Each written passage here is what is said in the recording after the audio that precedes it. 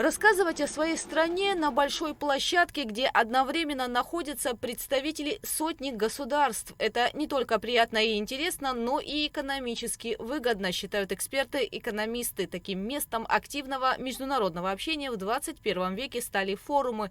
И Абхазия такой возможности не упускает, выезжая на подобные мероприятия. Наряду с этим республика организовывает форумы и в своей стране, радушно принимая гостей. Любое мероприятие, которое продвигает Абхазию, которое знакомит с Абхазией, оно, безусловно, необходимо. Я хочу напомнить вообще историю форумов для Абхазии. С 2009 года у нас прошло 9 деловых форумов на территории Абхазии. И их приостановка была связана наверняка с ковидом. Потому что деловой форум последний, он проходил в 2022 году, проходил в Москве, деловой абхазский форум. И вы знаете, вот изучая историю это уже история с 2009 года, можно увидеть, как вот эти деловые форумы повлияли на развитие экономики, развитие связей Абхазии. Первые государственные инвестиции в Абхазии – это результат общения на таких площадках. Больше всего связей, контактов и знакомств, конечно же, налажено с Российской Федерацией. Например, 9 октября 2009 года в Сухуме состоялся первый абхазо-российский деловой форум, который совсем скоро дал свои плоды. Прежде в настоящее время, после признания независимости, в особенности республика, стремится утвердить себя в качестве надежного, ответственного экономического партнера и интегрироваться в мировую экономику. Мы ставим перед собой амбициозные планы. Абхазия должна стать одной из динамично развивающихся стран региона с высокими стандартами жизни, дальнейший прогресс которой напрямую связан с социально-экономическими процессами. По результатам первого делового форума в 2009 году был подписан комплексный план развития экономики Абхазии, который был подписан тогда еще премьер-министром Российской Федерации Владимиром Владимировичем Путиным с руководством нашей страны, для которого пошли государственные инвестиции на развитие инфраструктуры Республики Абхазия, на развитие сельского хозяйства и иных очень важных для Абхазии отраслей. Тогда это было 11 миллиардов, если вы помните, государственных инвестиций. В первый год планировалось 3,5 миллиарда, и вот они пошли на восстановление школ, садов, больниц. Потому что если обратиться к вообще понятию того, что такое инвестиции, то их понятие, такое вот теоретическое название, это долгосрочные капитальные вложения, в результате которых будет получена прибыль, либо определенный социальный эффект. Вот те инвестиции, они были рассчитаны на социальный эффект, на восстановление социальной инфраструктуры.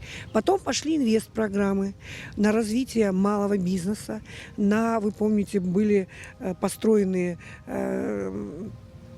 объекты курортной сферы, гостиницы, дома отдыха, то есть бизнес-проекты, которые связаны были со строительством промышленных объектов. Президент Бадра Гумба дает интервью российскому телеканалу на площадке ежегодного Кавказского инвестиционного форума в Ставрополе, в котором абхазская и юго-осетинская делегации принимают участие в качестве почетных гостей. В беседе с журналистом глава государства отмечает важность таких мероприятий, в особенности их результаты. В рамках нашего взаимодействия с Российской Федерацией на территории Абхазии реализуется большое количество инвестиционных проектов. За предыдущие 5 лет более 30 миллиардов частных инвестиций, частного капитала пришло в экономику Абхазии. Инвесторы поверили в нашу страну, реализовывают у нас проекты, и мы, конечно же, будем всячески оказывать содействие, поощрять как и инвесторов, так и внутренних инвесторов, которые готовы вкладывать в свою же экономику. На форум в Ставрополе абхазская делегация отправилась с собственным стендом, на котором был представлен проект Сухумской воздушной гавани, которая заработала в мае текущего года. Важно отметить, что возобновление регулярного авиасообщения с Россией – это тоже результат принятого решения на подобных площадках. 16 июня 2023 года в рамках Санкт-Петербургского международного экономического форума было подписано межправительственное соглашение о реконструкции Сухумского аэропорта. Сегодня Сухумский аэровокзал регулярно принимает воздушные судна.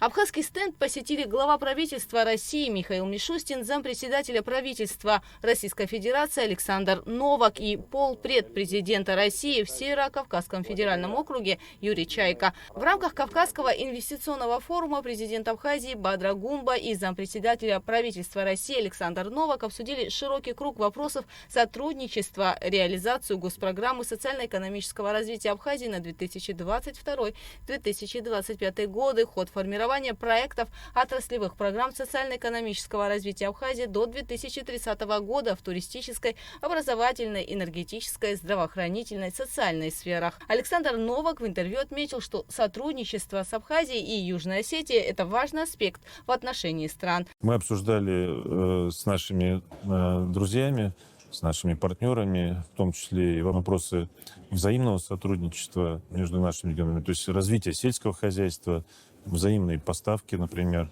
продукции. У нас единая энергетическая инфраструктура, поэтому развитие наших регионов сопряжено также с развитием и Абхазии, и Южной Осетии. Очень много вопросов. И я рад, что нас посетили такие почетные гости, президенты Южной Осетии и президент Абхазии. Мы провели плодотворные переговоры сегодня.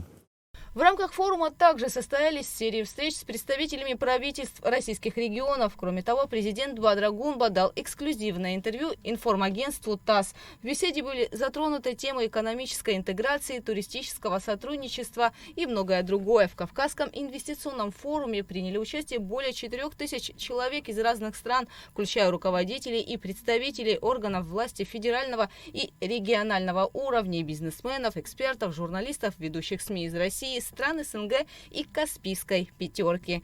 Гугут Савардани, Ахра Амичба, Абхазское телевидение.